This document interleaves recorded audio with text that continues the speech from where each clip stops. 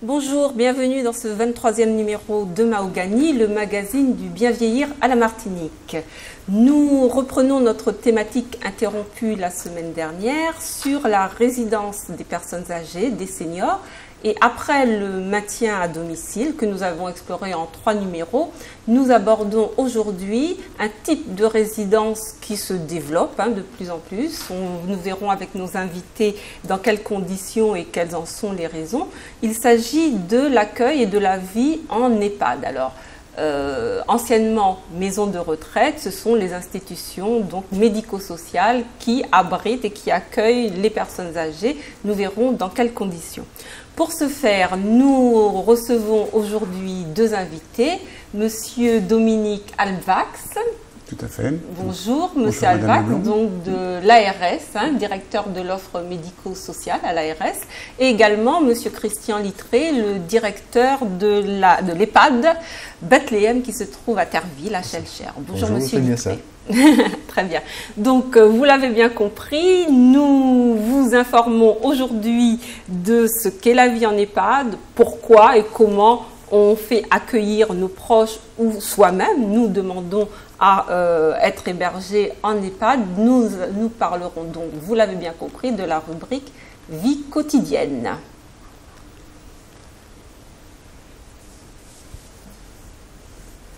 Nous n'avons pas notre petit jingle, donc nous abordons directement notre débat.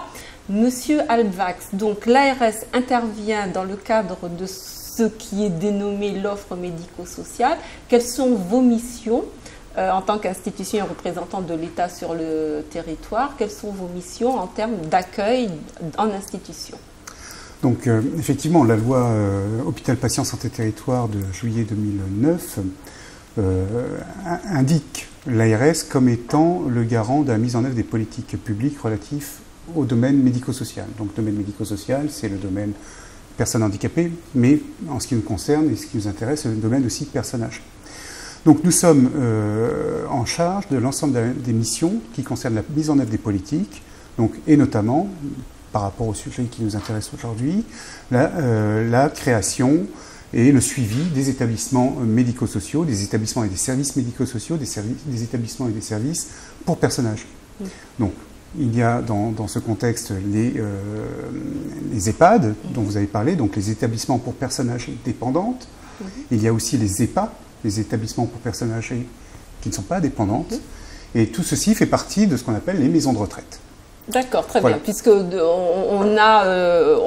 parlait de maisons de retraite et aujourd'hui on parle d'EHPAD. Il n'y a pas de différence, ou alors les maisons de retraite englobent à la fois les institutions pour personnes dépendantes et les institutions pour personnes non dépendantes. Tout à fait. Donc les maisons de retraite englobent ces deux types de structures. Et en ce qui concerne l'ARS, nous intervenons sur les EHPAD, puisque l'ARS est dans l'organisation de la mise en œuvre de tout ce qui est politique en faveur du soin, du domaine sanitaire. Sanitaire au sens large, au sens de l'OMS, c'est-à-dire qu'effectivement, le bien-être physique, social, mental et psychologique des personnes. Voilà. Donc ça, c'est l'organisation de l'ARS qui intervient. Donc, vous parliez la semaine dernière du maintien à domicile, donc les dispositifs de maintien à domicile, de services de soins infirmiers à domicile, l'ARS autorise ces structures, mais aussi les EHPAD, comme je vous le disais précédemment. Alors je précise pour nos téléspectateurs et les professionnels qui nous regardent que l'ARS intervient aux côtés du Conseil général qui a une responsabilité également en la matière. Donc nous recevrons un représentant du Conseil général prochainement pour la partie qui les intéresse. Donc nous recevrons tous les acteurs cœur du champ de l'hébergement des seniors. Alors, on a parfois encore l'idée ou l'image de ces anciens hospices, ce qu'on appelait des hospices. En quoi, à votre avis, les choses ont-elles évolué et qu'est-ce qui pourrait aujourd'hui, nous allons le voir tout à l'heure parce que nous nous sommes rendus sur le terrain pour enquêter, si je puis dire, mais en quoi cette image un petit peu vieillotte, un petit peu négative des maisons de retraite a-t-elle évolué et peut-elle être revalorisée? Alors, qu'est-ce qui différencie les nouveaux EHPAD ou EHPAD des anciennes maisons de retraite, anciennes hospices? Moi, je me tourne vers M. Littré, mais je pense que ce qui différencie beaucoup, c'est la prise en compte des textes de 2002, notamment, la loi médico-sociale de 2002, qui a mis en place un concept de l'usager au centre des dispositifs. C'est-à-dire que cette loi promeut la personne comme étant la responsable de son environnement, de sa prise en charge, de son accompagnement, etc. Et ceci se manifeste par un certain nombre de documents que M. Littré énumérera peut-être tout à l'heure, mais un certain nombre de documents qui placent vraiment le résident au centre du dispositif. Donc l'ensemble des intervenants dans l'EHPAD va intervenir au bénéfice de la personne, avec derrière la notion de bientraitance. Je crois que c'est essentiellement ça la grosse modifications que les textes de 2002 ont apporté par rapport à des institutions anciennes et les institutions nouvelles. C'est-à-dire que l'idée, c'est vraiment que la personne accueillie en institution est un environnement qui serait un environnement amélioré par rapport à ce qu'elle aurait au domicile, avec à sa disposition la prise en compte de chacun de ses besoins, qu'ils soient physiques, sanitaires, ou psychique éventuellement. Tout à fait, c'est effectivement ça. En fait, l'établissement est un substitut du domicile. La personne ne peut plus rester à domicile parce qu'elle a des problèmes d'autonomie, elle est relativement isolée, parce qu'elle a des problèmes de santé, etc. Parce qu'elle est malade d'Alzheimer, par exemple. Et effectivement, elle sera placée en institution, dans un établissement pour personnes âgées dépendantes, parce qu'autour, il y aura alors vous en parliez tout à l'heure, le conseiller général qui intervient au niveau de la dépendance, il y aura autour d'elle un certain nombre de professionnels qui prendront en charge son autonomie, son manque d'autonomie et ses capacités. Et donc, la personne trouvera autour d'elle ce dont elle a besoin pour pouvoir avoir une continuité de vie la plus correcte possible. Très bien. Donc, Monsieur Littré, j'imagine que vous ne serez pas contre les observations de Monsieur Alvax. Non, je ne peux que confirmer et abonder dans le sens des dires de Monsieur Alvax.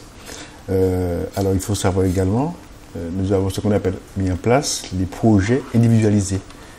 C'est justement une nouvelle manière qui découle de la loi de 2002. Une illustration de la personne au centre. Absolument. Dire que l'usager est vraiment considéré comme un socle de sa vie. Alors, ce projet, il prend en compte quoi? Il prend en compte d'abord le vécu, l'histoire de la personne, mais également ses besoins, c'est dire. Parce que je rappelle qu'un établissement n'est pas du tout un mouroir, surtout pas maintenant. C'est un lieu de vie où la personne âgée, justement, doit continuer à exister. Alors, cette existence-là se traduit par un certain nombre d'éléments, d'accord? À savoir, elle doit faire part de ses besoins, de ses doléances et tout. Donc, ceci, bien encadré par un personnel compétent, je dirais peut-être mieux formé maintenant, parce que nous avons également cette obligation pour parfaire la prise en charge, à avoir un accompagnement par vraiment des professionnels compétents. Très bien. Alors, juste pour nous rendre compte visuellement de la différence avec ce qui est peut-être encore dans l'imaginaire des personnes par rapport aux anciennes maisons de retraite, nous sommes allés vous rendre visite à l'EHPAD de Bethléem, donc à Terreville, Et nous avons visité les lieux, nous avons rencontré, nous nous sommes trouvés dans un cadre extrêmement agréable. D'ailleurs, si vous pouviez baisser les conditions d'entrée, l'âge de rentrée, j'avoue que je m'y trouverais très bien. Vous partisane. Absolument. Donc nous regardons ce petit reportage donc, à l'EHPAD de Bethléem et nous revenons ensuite sur le plateau pour vos observations. D'accord.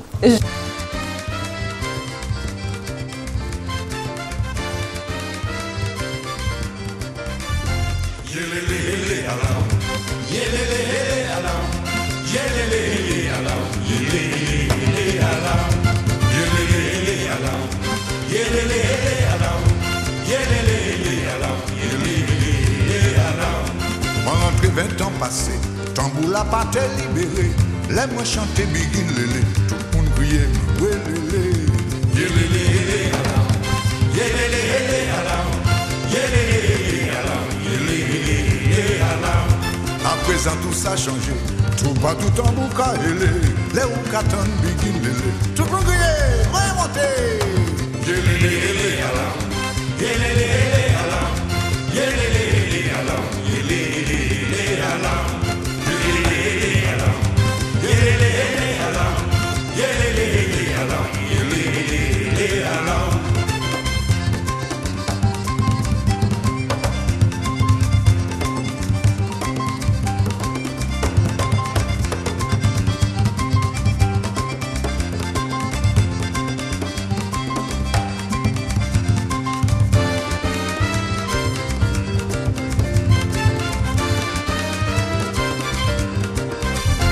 Les grands noms faut pas oublier. Les jeunes mon âme à risque cultier. Je rentre la postérité. Je dis nouveau ça. Oui monter. Yélélé alam, yélélé alam, yélélé alam, yélélé alam. Ma descendre à fond capot. Ma commande anti moins de l'eau. Je vois moins de l'eau à don pour bon. Ma caouté sans d'eau l'hiver. Yélélé alam, yélélé alam. Donc on le voit bien donc. L'accueil est individualisé, c'est plus les salles communes, c'est chacun a son espace privé, oui, avec un coin sanitaire également privé. Tout à fait, avec quand même, comme on a vu dans le reportage, des lieux de vie, des lieux de vie communs. D'accord. Salle d'animation, réfectoire,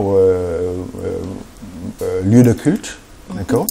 Espace également, on a vu le kiosque, espace de vianda, parce qu'en fait chez nous les viandas sont continus, hein, d'accord. Donc chaque résident a sa vianda, mais de manière, ça continue et ça fait le tour de l'établissement. Vous avez parlé tout à l'heure du côté, essayer d'enlever un petit peu le côté négatif de la mentalité des gens. Je crois que les médias ont un rôle à jouer, d'accord. Parce que, écoutez, l'histoire nous a montré qu'il y a eu des faits qu'on ne peut pas ignorer, mais qui ont été très vite portés au devant du public, tandis que tout ce qui est, je dirais, positif, malheureusement, n'est pas toujours porté en termes d'information. Je crois que vous avez également un rôle à jouer pour nous aider justement à changer l'image, à changer cette image-là. Donc, écoutez, bon, oui, c'est une des missions que nous nous sommes fixées, hein, effectivement. Je crois que de toute façon, compte tenu des données démographiques que nous ne cessons de rappeler, hein, à savoir un vieillissement de la population et des pertes d'autonomie, la nécessité d'avoir un encadrement professionnel, l'accueil ou la mise en institution va devenir et devient de plus en plus une solution de recours intéressante, d'autant plus que l'entourage est souvent des personnes âgées qui deviennent dépendantes et souvent encore en activité, et donc cet entourage souhaite en toute sécurité savoir ses proches ou son proche en toute sécurité et encadré par dans un environnement non déstabilisant, dans lequel ils se sentiront bien, mais également encadrés par des professionnels. Nous reviendrons un petit peu plus tard sur les caractéristiques et sur la vie en institution. Donc j'ai vu juste dans le reportage, vous avez un véhicule qui permet de faire sortir les résidents. C'est-à-dire que les résidents ne sont pas assignés à résidence. Vous savez, c'est ce que nous... Ça fait partie des premières paroles, je dirais, que nous lors de nos échanges avec les futurs résidents et les familles, une institution, un EHPAD, plus généralement une maison de retraite, ce n'est pas une prison. D'accord? La personne âgée sort, et j'ai envie de dire, entre comme elle veut. Bien sûr, il y a, si vous voulez, des petites formalités, mais ça, c'est pas... Oui, les règles de la vie en collectivité courante. D'accord. Alors, nous avons un minibus de 9 places, d'accord, qui nous permet en tous les cas d'organiser des petites sorties à l'intérieur, vers les communes, pour un nombre de personnes réduit. Cependant, nous faisons appel à un autobus avec une capacité, si vous voulez, plus importante lors de nos grandes sorties qui sont mensuelles. Donc vous prenez en charge l'animation à l'extérieur également, les visites extérieures à l'extérieur de la résidence. Et nous sommes également un petit peu, si vous voulez, outillés pour permettre aux personnes, parce que nous avons quand même des établissements, des personnes qui sont amputées, d'accord, pour leur permettre d'aller également en sortie. Alors nous, bien sûr, nous tenons compte de notre gestion rigoureuse pour quand même faire l'appel à des véhicules qui sont, je dirais, outillés pour pouvoir faire entrer les personnes encore assises dans leur fauteuil roulant. Donc les personnes à mobilité peuvent également aller en sortie. Ce qui est normal et bien. Oui, mais si vous voulez, il y a quand même un coût supplémentaire parce que ce n'est pas le même type de transport. C'est un transport adapté, effectivement. Alors, je reviens à vous, Monsieur Alvax. Donc, concernant, vous avez parlé de la politique de l'État en termes d'offres médico-sociales. Actuellement, à la Martinique, et bon, dans les conversations que j'ai pu avoir dans mon entourage et un petit peu plus loin, d'une façon un petit peu plus courante, certains se plaignent du manque d'équipement en termes de maisons de retraite sur le territoire. Alors, à combien aujourd'hui, combien de maisons de retraite existent en Martinique? Alors, avant de répondre à votre question, je voudrais réagir sur le petit reportage et les propos de M. Littré. Effectivement, M. Littré laissait entendre que la résidence était un lieu de vie. C'est un vrai lieu de vie. Et on a vu dans le reportage, d'ailleurs, que c'était des lieux de vie que les personnes s'appropriaient par elles-mêmes, puisqu'il y a la possibilité pour les personnes de pouvoir apporter leur mobilier, et on le voyait dans une chambre, d'apporter leur mobilier personnel pour effectivement conserver un environnement qui leur soit familier. Donc là, c'est quelque chose d'extrêmement important, et c'est la différence avec les hospices dont on parlait tout à l'heure. C'est qu'effectivement, il y a vraiment une volonté que la personne se sente chez elle à l'intérieur des établissements. Le deuxième point par rapport aux questions que posait M. Littré sur effectivement des événements qui sont mis en exergue par les médias, etc., des événements malheureux. Il faut savoir aussi que l'ARS, c'est pour ça que je vais revenir à votre... C'est une des missions de l'ARS, c'est d'assurer des missions d'inspection au sein des établissements pour vérifier la bientraitance. Parce que il peut y avoir de la maltraitance fortuite parce que tout simplement les personnels ne sont pas forcément informés ou formés sur telle ou telle prise en charge, et donc les missions d'inspection qu'on peut effectuer sont là pour recalibrer les choses, pour requalifier les choses et permettre une prise en charge, un accompagnement des personnes le plus favorable et le mieux traitant possible. Et vraiment avec un objectif de bientraitance. Et donc on a un certain nombre de missions d'inspection qui sont mises en œuvre par l'ARS dans le cadre d'un programme. Donc voilà, je n'ai pas oublié votre question, qui était le nombre d'établissements. Donc en fait, effectivement, nous avons en Martinique un certain retard sur le développement des établissements pour personnes âgées et dépendants, pour la raison essentielle, c'est qu'il y a un décalage dans la prise en charge, en fait, dans l'esprit culturel martiniquais. C'est ce qu'on retrouve dans les Antilles, en Guyane, la solidarité familiale qui existait pendant un grand nombre d'années. S'effiloche un peu pour diverses raisons, parce que la société évolue, les jeunes partent en métropole pour aller travailler ou aux États-Unis ou au Canada, etc. Et donc la solidarité, les femmes travaillent, voilà, tout à fait. Donc il y a une solidarité familiale qui s'effiloche, et bien évidemment, cela a des conséquences sur la prise en charge des anciens. Et ce qui fait qu'effectivement, il y a eu un certain nombre de retards en Martinique. Retard qui est actuellement en cours de rattrapage. Il y a un plan de développement médico-social qui a été signé en 2008 par les ministres de l'époque, Madame Létard, les présidents des collectivités, un certain nombre d'autres institutionnels. Et ce plan de développement médico-social prônait la construction, la mise en service de 1000 places pour personnes âgées dans les 5 ans. Donc nous sommes dans ce plan de développement, ça a pris un peu de retard du fait d'un certain nombre de conditions qui sont compliquées en termes foncières, en termes de plan de financement, etc. Mais nous sommes dans la démarche de combler en partie le retard qui a été pris sur la métropole. Et donc actuellement nous avons 18 établissements pour personnes âgées dépendantes qui existent, 3 unités de soins longue durée donc, qui sont en exercice, et nous avons 11 établissements en prévision jusqu'à 2015 qui doivent s'installer pour 756 places environ. Donc au total, actuellement, combien de places? Alors actuellement, nous sommes sur 2500 places autorisées. Nous avons 1700 places installées. Et donc les 700 places qui participent du plan de développement médico-social qui sont encore installées jusqu'à 2015.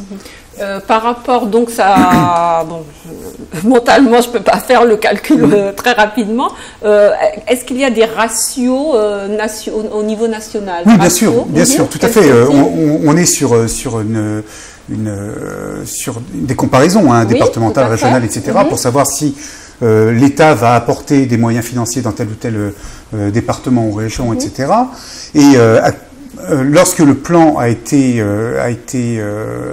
signé, enfin le protocole d'accord a été signé, on était sur 120 places pour 1000 personnes âgées de plus de 75 ans, qui était la norme nationale, et ici nous étions à 60-65 places pour 1000 personnes de plus de 75 ans. Donc on était 2 fois moindre.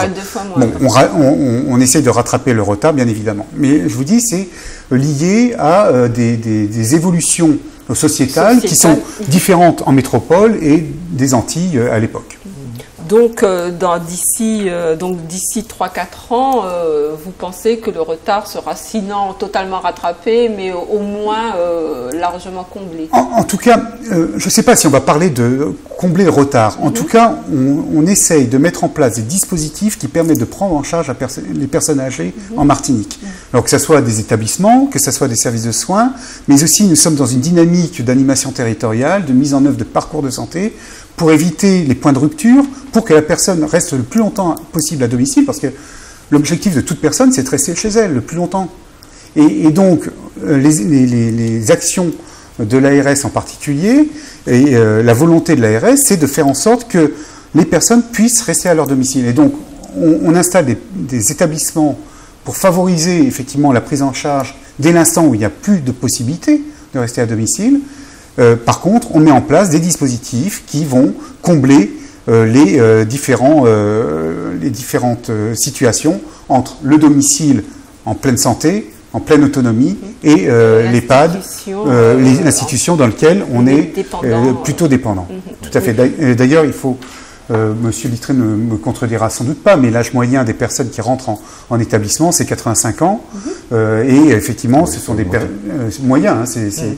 Et ce sont des personnes qui, vous avez un grand nombre de centenaires, si je ne m'abuse, qui effectivement, à partir de 85 ans, sans accompagnement familial, etc., sont forcés. Ne peuvent pas rester à domicile. Tout à fait. De toute façon, avec la perte d'autonomie, il y a effectivement une nécessité. C'est la question que vous avez précédé en fait la question que j'allais vous poser, à savoir que compte tenu de l'évolution de la démographie et de l'augmentation de l'espérance de vie, c'est vrai qu'il y a de plus en plus de résidents et de personnes de très grand âge avec toutes les pathologies et la perte de dépendance qui accompagne cette avancée en âge. Donc, y a-t-il aujourd'hui des normes particulières que vous demandez aux promoteurs de maisons de retraite concernant relatifs à notamment les maladies telles Alzheimer ou la très grande dépendance? Alors,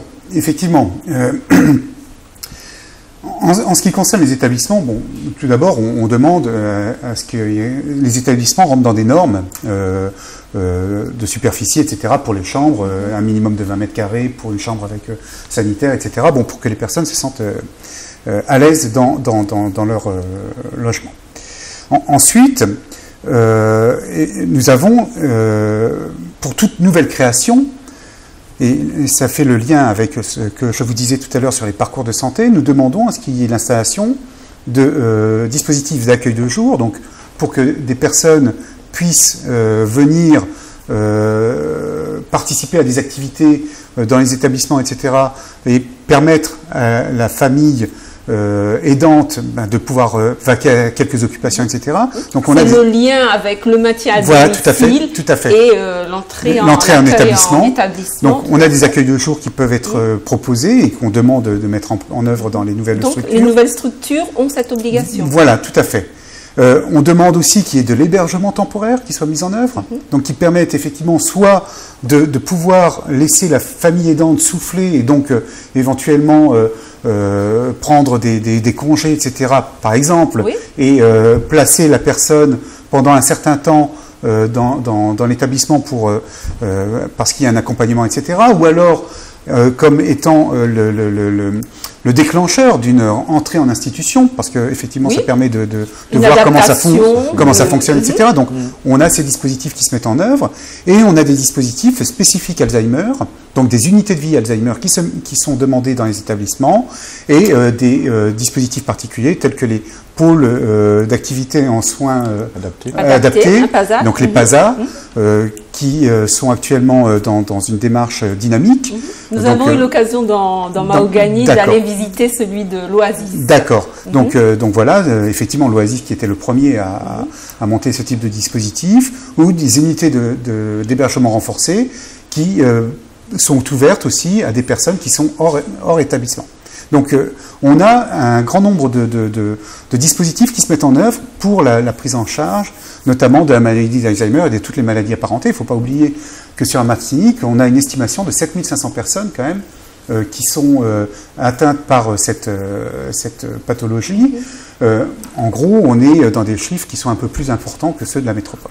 Très bien. Donc on voit une évolution à la limite continue qui s'adapte effectivement aux besoins démographiques et médico-sociaux. Tout à fait. Très bien. Alors, nous avons interrogé une de vos résidentes qui illustre le bien-être des personnes qui n'ont pas hésité. Il n'y a pas meilleure référence. Illustration, absolument, qui illustre le bien-être que peuvent éprouver les résidents d'une institution. Et nous revenons après, puisqu'on constate qu'il y a une évolution déjà dans l'entourage sans doute, et également de la part des personnes elles-mêmes, des résidentes elles-mêmes. Alors nous retrouvons Marcel, donc résidente à l'EHPAD de Bethléem. Bonjour Marcel. Bonjour, comment tu t'appelles? Moi je m'appelle Josette. Bonjour Josette. Alors je suis venue te voir parce que j'aimerais savoir déjà comment tu as pris la décision de rentrer à Bethléem.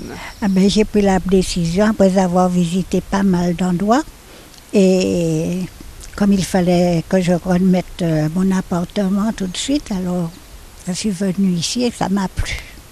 Mais est-ce que tu avais l'intention, il y a quelques années, de rentrer dans une maison de retraite? Oh non, je ne pensais pas. Et il a fallu que je m'y fasse.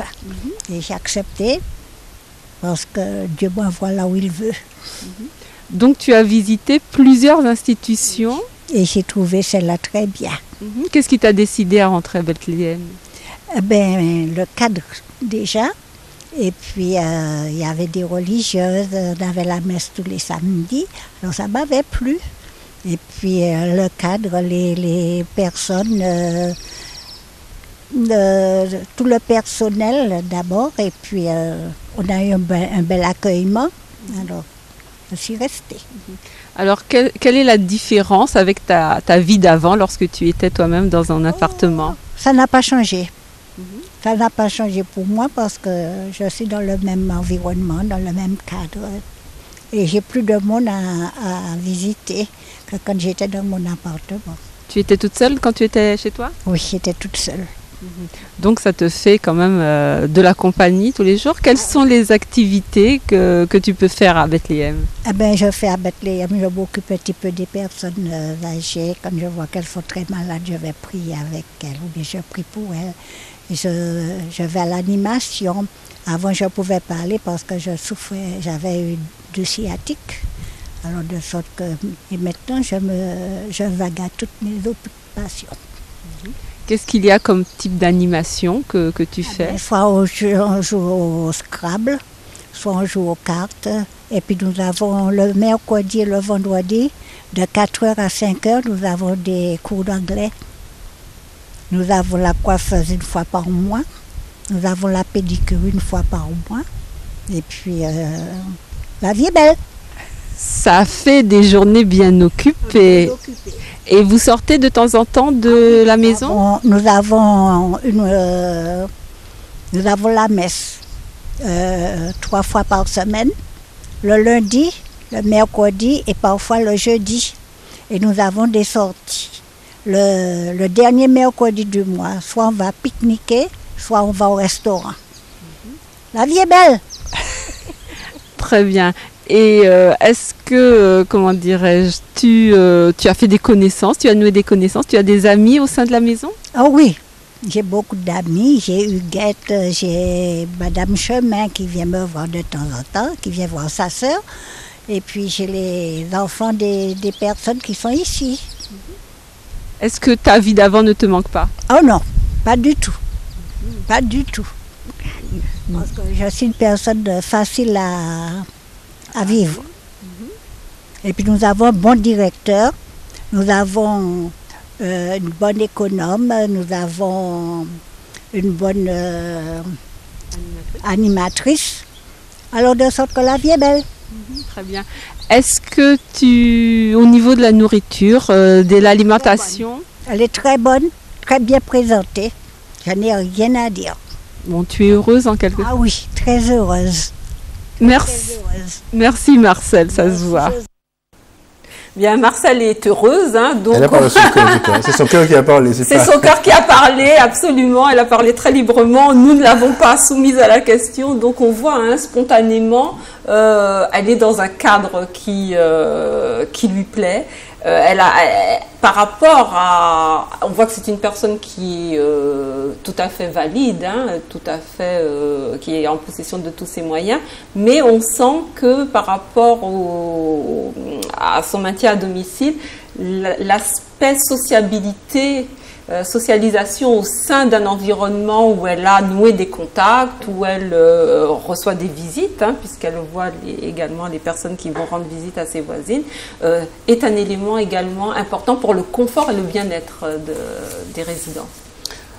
Alors ce qui est important également, c'est pour avoir une continuité d'un domicile à un établissement, en tout cas c'est prendre en considération véritablement, comme je disais tout à l'heure, les besoins de la personne. Si on doit revenir sur le cas de Marcel, c'est quelqu'un qui continue à pratiquer ces activités. Écoutez, elle parle jeune, mais elle approche certainement les 80 ans. Donc, on lui permet en tous les cas de pouvoir continuer à vivre. Et son témoignage parlant permet justement aux personnes un peu indécises qui s'interrogent sur la vie en établissement, permet en tout cas de se dire que tout compte fait, c'est peut-être pas si mal que ça. Donc, non, ça a l'air bien en tout cas. L'aspect important également, je crois que nous sommes arrivés à un tournant où il faut jouer de la transparence. Transparence à tous les niveaux. Tant au niveau, bien sûr, de notre gestion quotidienne, le côté financier n'est pas mis à l'écart, c'est important, mais transparence également dans notre fonctionnement. D'accord ? Je dis souvent aux gens, l'établissement est ouvert. Visite qui veut venir. D'accord ? On joue franc jeu en exposant nos moyens, comment on fonctionne. Il y a toujours certainement moyen de faire un peu mieux, de s'améliorer, mais il faut maintenant de la transparence. Il ne faut rien cacher. Alors, vous bénéficiez, hein, on l'a vu quand même d'un espace, vous avez parlé d'1 hectare tout à l'heure, c'est quand même une maison qui a un environnement exceptionnel. Monsieur Alvax, est-ce que dans les normes qui sont imposées aux nouveaux constructeurs, vous demandez autant d'espace? Non. non. D'ailleurs, sur une île, ça serait, au bout d'un moment, on serait confronté à des grosses limites. Tout à fait, oui. Mais on peut remarquer aussi que l'établissement, que dirais-je, Monsieur Littré, est un établissement qui est de plein pied. De plein pied. Sur l'ensemble de la structure. De plein pied. Ce qui n'est pas vrai pour un grand nombre d'établissements ici, parce que bon, il y a les problèmes du foncier, tout le monde le connaît. Bon, tout n'est pas constructible partout. Bon, on a des mornes, etc., qui sont assez compliquées. Oui. Donc, non, on n'a pas de normes à ce niveau-là en termes d'espace de terrain. Par contre, ce qu'il faut qu'on respecte, c'est effectivement des normes en termes de lieu de vie, pour la personne, en termes de lieux collectifs aussi, de vie. Étant donné qu'on développe des dispositifs Alzheimer, nous sommes aussi dans la demande à ce qu'il y ait des jardins qui puissent être mis à disposition des personnes. Parce que, pour des activités thérapeutiques. Voilà, tout à fait, avec des jardins thérapeutiques, avec des lieux de déambulation aussi, qui permettent aux personnes de pouvoir bouger aussi, de ne pas être confinées dans un établissement. Donc ça, c'est des choses sur lesquelles nous sommes attentifs. Mais nous n'aurons pas la même exigence qu'un hectare et quelques. Écoutez, nous avons eu cette chance d'avoir dans les années 80 ce terrain, d'accord, parce que je précise quand même que nous n'avons pas toujours eu une telle facilité de fonctionnement. Alors, un peu d'histoire rapidement. L'établissement a été créé avant 1902. Pourquoi 1902? Avant l'éruption de l'Appelé à Saint-Pierre, d'accord, rasé par l'éruption. Ensuite, transféré dans les années 40 et quelques à Fort-de-France. Tout d'abord au niveau du Christ-Roi, donc du côté de la Commission. Et elle s'est retrouvée à la rue Blénac, en face de la cathédrale. D'accord, jusqu'à mars 86, date à laquelle nous avons été transférés, si vous voulez, à Théréville. Donc on a quand même connu un peu de galère, parce qu'à Fort-de-France, on était dans un immeuble de 3 étages. D'accord, pas avec les mêmes moyens que maintenant, avec des moyens carrément, enfin, des moyens dans le temps. D'accord, c'était ça.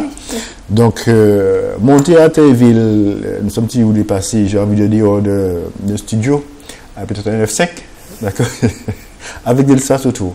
Alors, encore, l'avantage que nous avons, c'est d'avoir effectivement le terrain plat, donc pas d'escalier, les chambres sont au même niveau, et nous avons quand même un espace, j'ai envie de dire, un espace qui permet de déambuler, naturel, aménagé par nous, d'accord. Nous avons quand même fait des allées, des pavés, où effectivement la personne âgée peut, soit toute seule si elle le peut, ou accompagnée par un soignant si elle ne peut pas.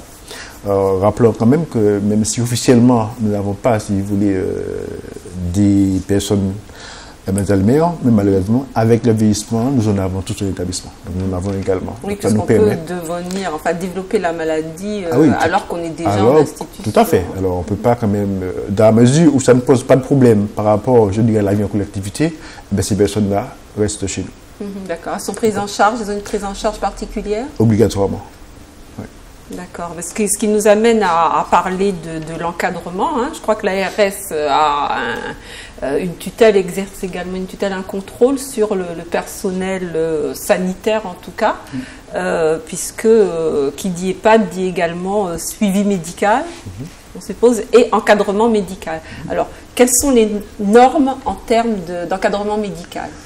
Alors, il faut savoir que déjà, une structure pour personnes âgées sera autorisée donc conjointement par le Conseil général et par l'ARS État. À ce moment-là, effectivement, il y aura la prise en compte d'un budget de fonctionnement qui sera attribué à l'établissement avec la mise en œuvre d'une convention tripartite.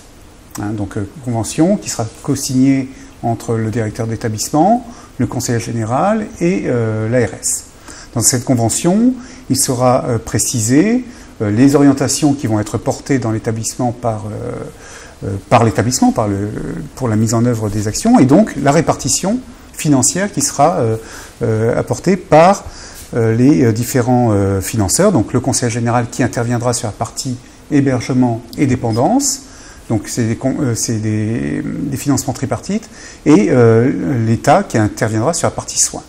Dans la partie soins, alors je ne veux pas rentrer dans des données techniques par rapport au public qui nous regarde, mais nous avons la possibilité soit d'intervenir sur la prise en charge des professionnels intervenants, mais aussi d'un certain nombre de soins médicaux, soit simplement intervenir sur les professionnels qui interviennent au sein de l'établissement.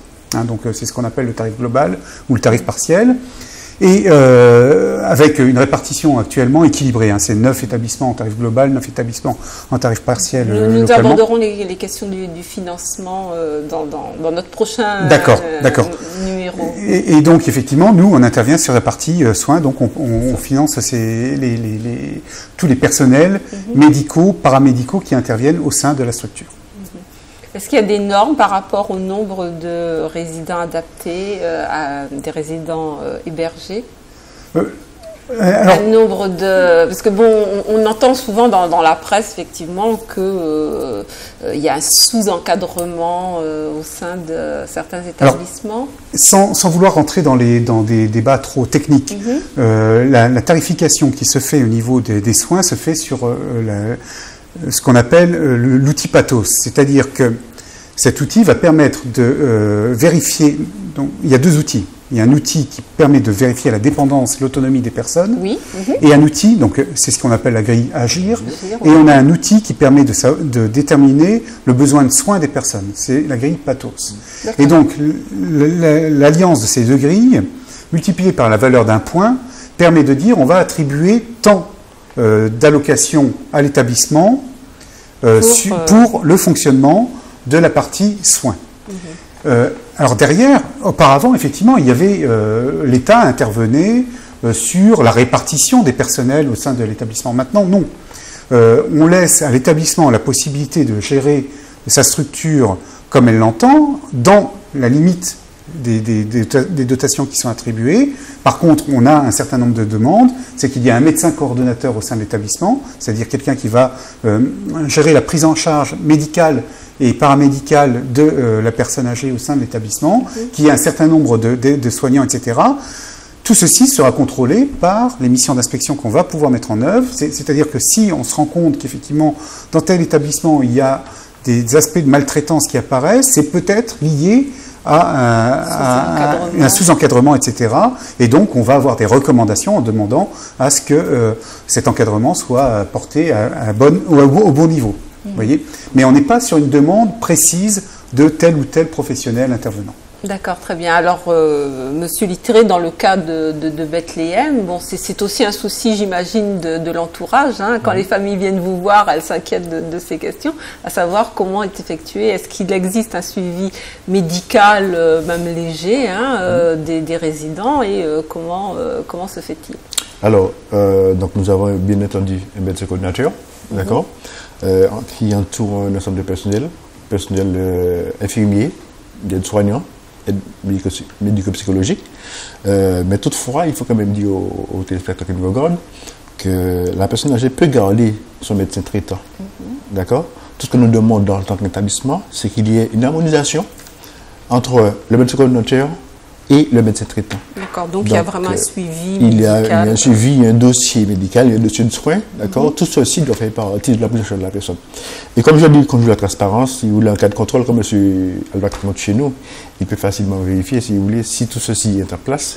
Et ça permet en tous les cas de se dire qu'il y a quand même une pratique, une efficacité, et qui nous permet en tout cas de nous conforter par rapport à la prise en charge de la personne qui nous est confiée. En quelque sorte, c'est ça. 24 heures sur 24 ? Oui, malheureusement, on ne peut pas fermer. On est ouvert 7 sur 7.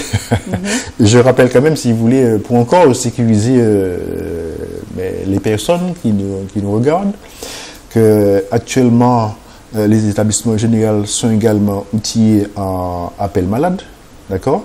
Donc, la personne qui est dans sa chambre peut avoir son appareil qui lui permet d'alerter en cas de besoin. Elle se sent mal, alors, elle a un malaise. Elle alerte qui ? Elle alerte chez nous, il y a 2 personnes la nuit. Donc, l'aise de nuit et le veilleur de nuit, qui chacun a un récepteur.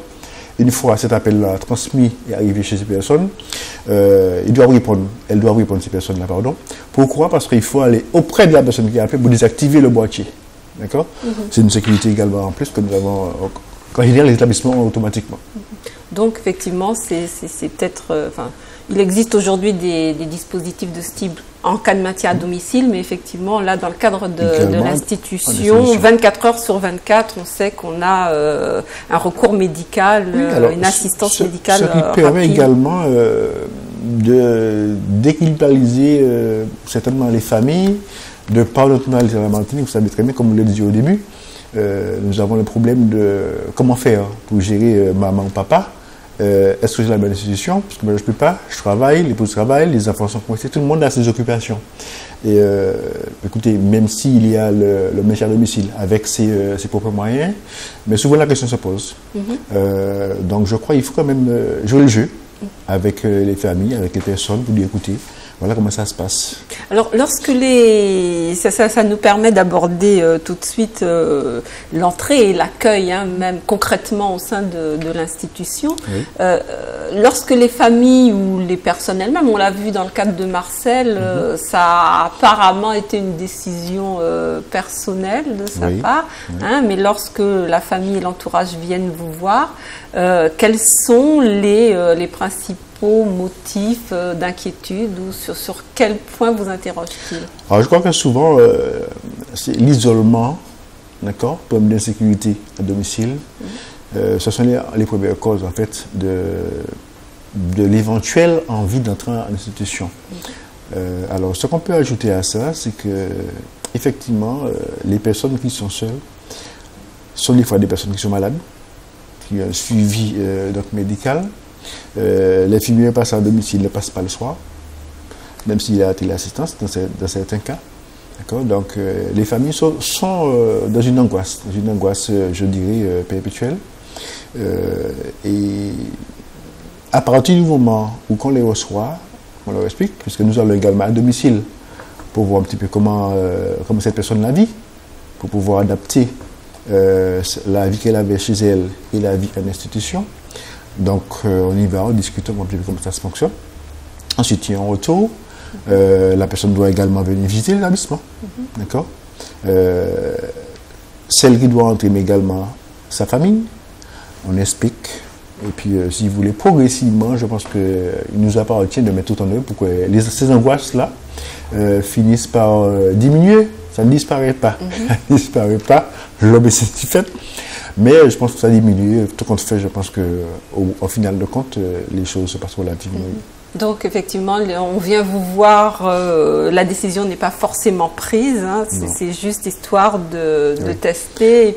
Et progressivement, donc, vous prenez en compte l'ensemble des besoins, à la fois ceux de la personne, le futur éventuel résident, et les besoins également de l'entourage, de la famille. Vous avez quand même et les demandes. Des cas où des personnes ont déjà pris leur décision. La décision est déjà prise. Je dirais 3 quarts des cas, c'est déjà pris. D'accord. Parce que si vous voulez, elles sont conscientes qu'il y a une souffrance à domicile. D'accord. C'est-à-dire le maintien à domicile n'est plus possible pour diverses raisons. Écoutez, je vous prends un exemple très bien où il y a maintenant ce qu'on appelle le portage du repas. Oui. Qui ne fonctionne pas le week-end. Pratiquement pas. D'accord? Alors ça veut dire que la personne âgée qui est à domicile, qui n'a pas de parents, qui la visite, se retrouve comment? Ok. Je pose la question, je n'ai pas la solution. D'accord. Donc là, on parle de personnes âgées qui n'ont pas de problème de dépendance particulière, mais qui ont juste au niveau quotidien un souci, que ça soit de sécurité ou d'alimentation, puisqu'elles sont plus en mesure de faire leur repas. Ceci dit, le grand âge plutôt amène, si vous voulez, l'apparition de diverses pathologies. Les pathologies au fur et à mesure, absolument. Et comme dit tout à l'heure M. Alvac, par rapport à, si vous voulez, aux moyens qu'ils nous ont accordés,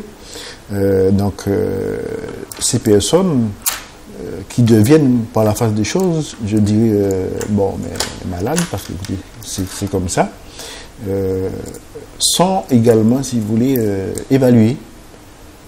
C'est ce travail médical, d'accord? Et ces différentes pathologies nous permettent effectivement d'avoir les moyens qu'il faut pour pouvoir les prendre en charge. D'accord, donc on voit bien il y a quand même un processus progressif pour l'admission dans l'institution qui tient compte de tout un tas de paramètres à la fois individuels, personnels, familiaux, et également psychologiques et de santé. Je crois que les choses évoluent. Hein. Chaque partenaire, je crois, joue son rôle de... Franchement, d'accord, le mot est à mettre entre guillemets. Ceci, à partir du moment, comme on l'a dit au début, que l'usager est placé au centre, d'accord, de l'action, du devenir, je pense qu'on pourra gagner le combat. Très bien. Et donc, entre une première demande et une admission définitive, il peut s'écouler combien de temps? L'éternelle question.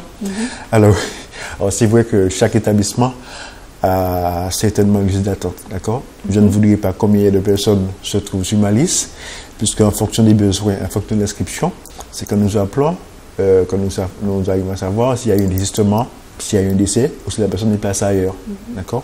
Mais grosso modo, très honnêtement, il doit y avoir dans chaque établissement pour 200 personnes qui attendent.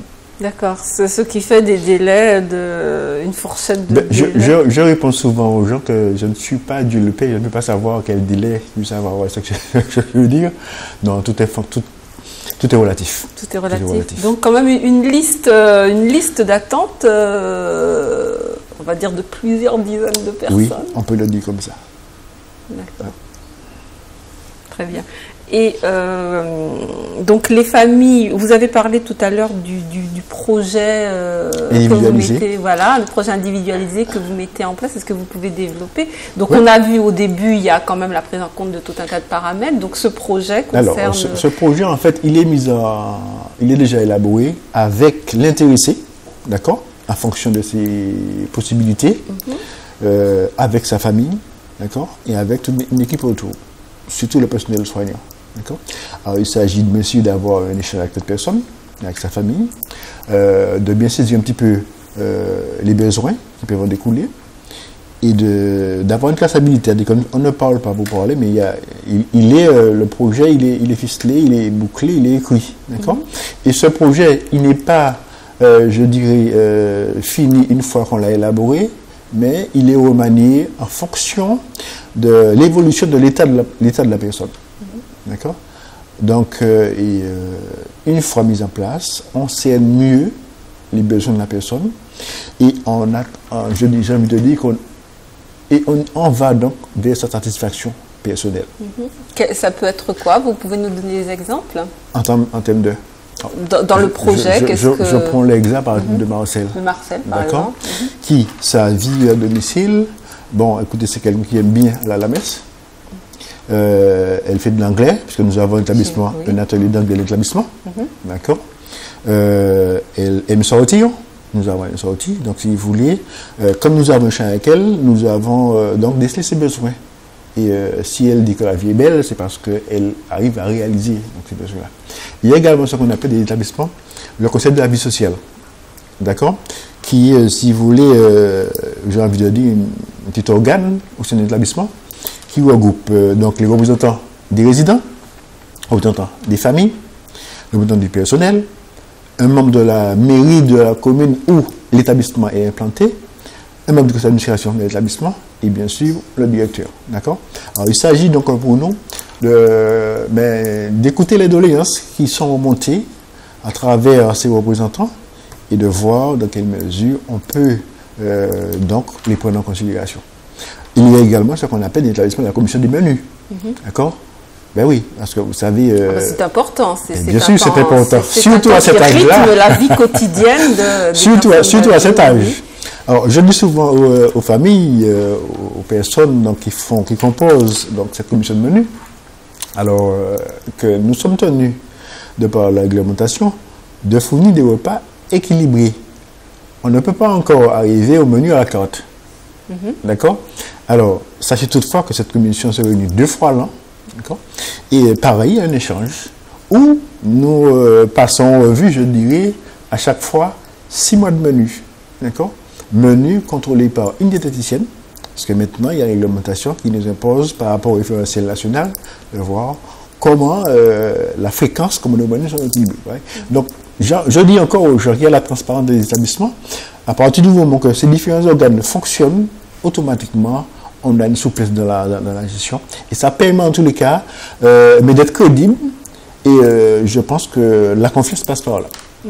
Donc on voit bien, tout à l'heure on parlait d'évolution, de passage des anciennes maisons à des EHPAD, je dirais pas d'un nouveau type, mais en tout cas d'un type très actuel, que c'est un parcours individualisé, de plus en plus individualisé, où le bien-être est au centre des préoccupations de chacun des partenaires. Si vous permettez, j'ajoute un petit peu sous forme de boutade, que maintenant également, nous avons également les familles derrière.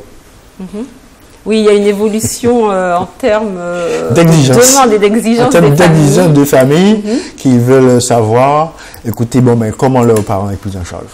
Ce qui est normal. Ce qui est normal. D'accord. Donc, il nous appartient en tous les cas, en tant qu'établissement, bien sûr, toujours avec nos partenaires, d'accord, ARS pour la partie soins, Conseil général pour la partie soins, hébergement plutôt, et dépendance, d'accord.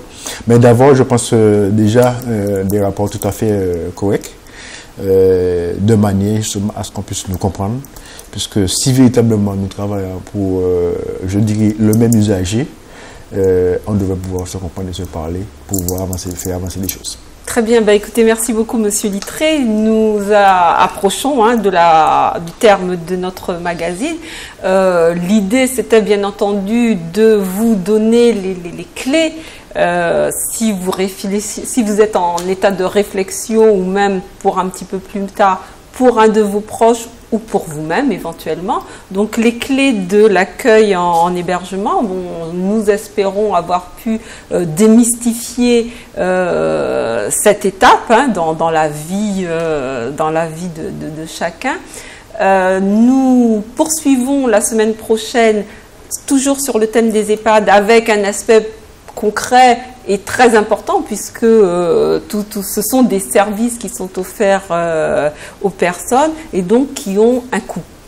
Et souvent, c'est un des éléments, des critères qui peuvent faire hésiter à l'entrée en institution. Comment financer un accueil et un hébergement en EHPAD. Nous verrons ça donc la semaine prochaine. Je vous remercie Monsieur Alvax et Monsieur Littré. J'espère que nous avons été complets, que nous avons pu vous apporter, à vous qui nous regardez, un certain nombre d'éléments qui vous alimenteront votre réflexion. Nous nous retrouvons la semaine prochaine, donc à 11h, pour un nouveau numéro de Mahogany. Merci et à très bientôt. Merci. Au revoir. Merci.